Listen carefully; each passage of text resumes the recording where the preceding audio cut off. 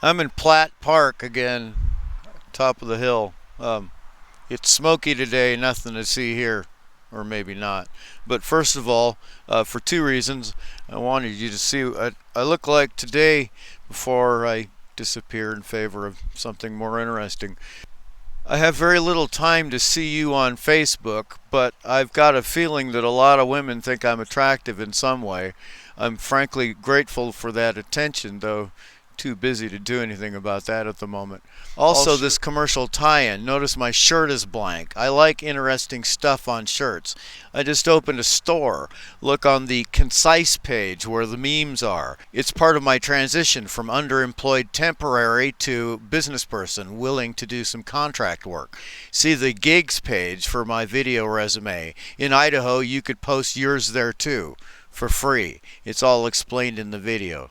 So I went out early Friday evening, ate a good budget steak meal in a Nampa tavern. Everybody else there was with someone, so I didn't make any friends. I still had a good time though. Most of the wait staff I noticed had beautiful ink on their arms, legs, elsewhere. Most of their tattoos were in color. If you wear a lot of ink, whether they are colored or just black might tell me something about you. That's in the second part. But first, a true story from bygone days of yore. When I was about 18, I worked nights at the airport in food service. Mostly, I prepared meals, helped prepare meals for the flights. I know there's an ongoing joke about airplane food. I understand they don't ever live up to our dreams, let alone our expectations, but I do have a little different perspective on airplane food. I've been lots of places on your planet where they should be so lucky as to eat so lucky as airplane food from America. Even in America, maybe in your town, there's people who aren't getting enough of the right kind of nutrition. So just please be appreciative.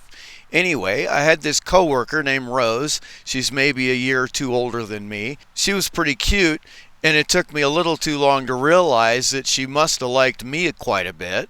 One night, she tells me she's got a new tattoo. I said, "What is it?" She says, "Well, it's a rose." Because, her name's Rose. Well, I'm kind of ignorant and innocent, I guess. I said, "Oh, well, can I see it?" "Sure," she says. She takes me into the storeroom, closes the door, she pulls down her pants to show me her tat. Now, I'm not saying I saw everything, but I knew that she shaves. Anyway, this was a very well executed portrait of a rose. I appreciated the art, but it was impossible for me to ignore how well the painting, so to speak, was framed.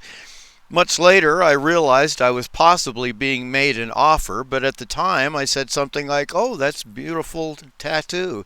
She pulls up her pants, we opened the door, went back to work. During my life so far, I've not always, but mostly been gallant as my first instinct, then regretted the opportunity a little bit later afterwards. The only sexual opportunity I've ever missed that still decades later I regret happened a few weeks before I got married. I was being noble and faithful to an upcoming new bride. That's how I was raised. I worked at a school where two staff members who were really fond of each other were seemingly also fond of me. Together, they made me an offer. They framed it as a crash course with two cooperating instructors. They were going to teach me what women find pleasurable. I think probably the most difficult thing I've ever done out of my own nobility was to turn down that offer. But my point specifically relates to Rose and her rose. She wanted me to see her tattoo in what's generally considered a personal location. Not necessarily, but possibly it was part of a come on. This relates to something else that I recently produced, but my message, what I want women specifically to know, is that you should be more fair to us men about these things. Is your tattoo and your attitude aligned? Don't set men up to get into these weird little social troubles. If you've got tats on and around your boobs and we can see them, expect us to notice. Now, I'm not defending assholes who go out of their way to comment when silent appreciation might be more than enough. I'm just saying, to some men, your willingness to appear openly sexual is more of an invitation to them than you might realize. So, please, be firm, but understand the context and not so judgmental about it afterwards. That's all I'm asking, because men are the weaker sex, at least ethically.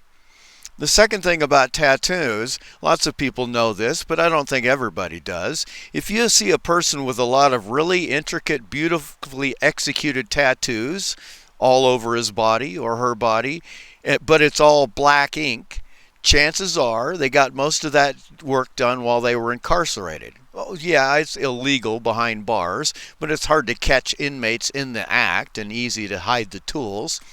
I've personally stood watch against the COs while tattooing was happening. I don't remember if I was banking or paying a favor at the time, but it doesn't matter.